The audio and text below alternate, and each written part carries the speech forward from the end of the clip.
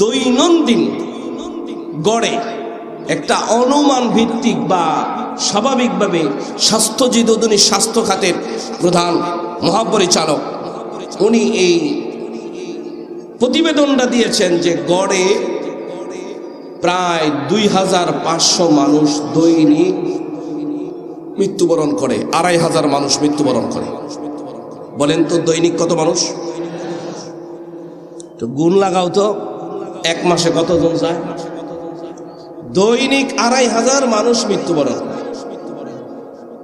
মাসে কত হয়? মাসে 75,000। 12 দিয়ে গুণ দাও, এক বছরে কত হয় দেখো। মোটামুটি 9 লক্ষেরও বেশি, প্রায় 9,15,000-এর বেশি হয়ে যাবে। 10 লক্ষাধিক মানুষ প্রত্যেক বছর আমাদের এই বাংলাদেশে মৃত্যুবরণ করতেছে। সংখ্যাটা কম না।